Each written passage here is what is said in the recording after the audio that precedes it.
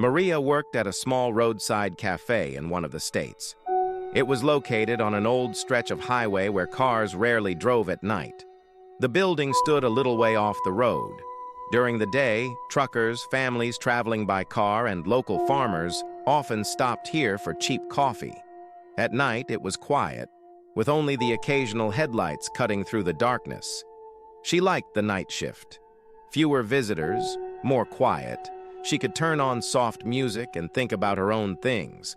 The cafe was tiny, a counter with a coffee maker, a few tables by the windows, a couple of vending machines with snacks, and an old record player in the corner that always crackled quietly, even when it wasn't playing music. That night, everything started as usual. Maria arrived at 10 o'clock in the evening, wiped the tables, and put a fresh pie in the display case. The moon hung low, painting the asphalt silver. Around midnight, she noticed that it had become unusually quiet. Even the highway was silent. Usually, at least once an hour, someone would drive by, but that night it was very quiet. Outside the window, the forest was black, and fog spread across the lowlands. The clock showed 1:47 when Maria saw the headlights emerging from the fog. The car was moving slowly.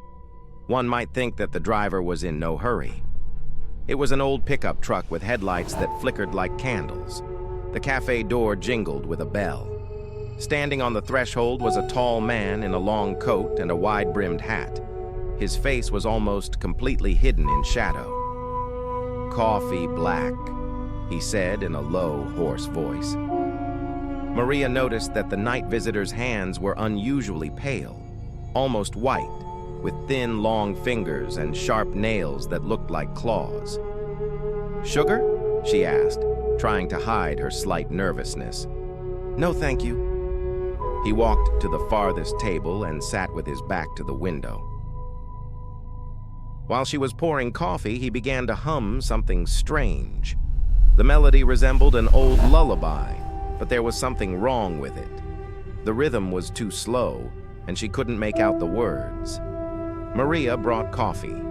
When she placed it on the table, the man lightly touched her fingers, and she shuddered.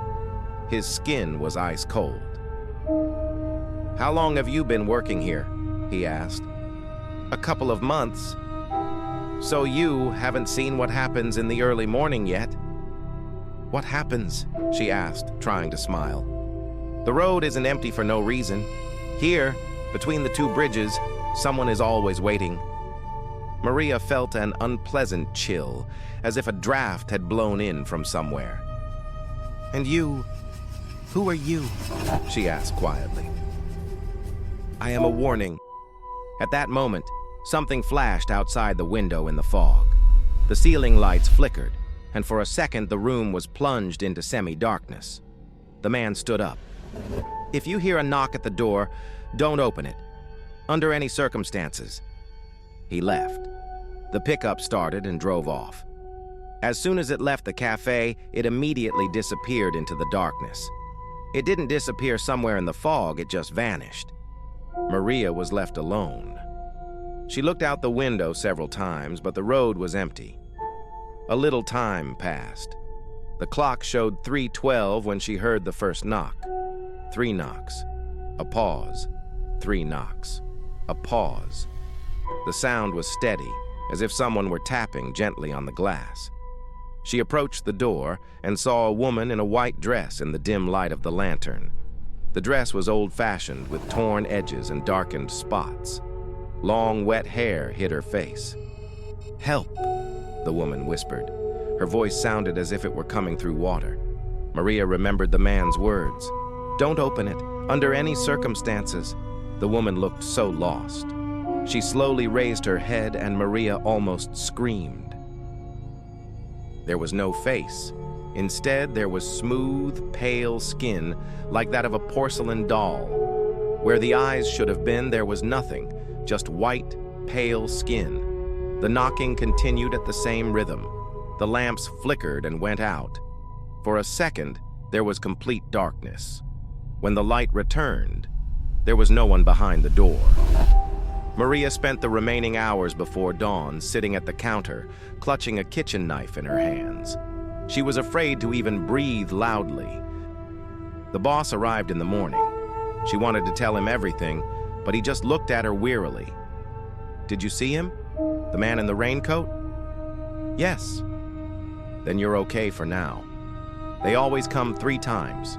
The first night is a warning, the second is a check, the third..." He fell silent. "Just don't go to work in 2 nights." Maria quit her job that same day. At night, in her apartment, she woke up to a sound.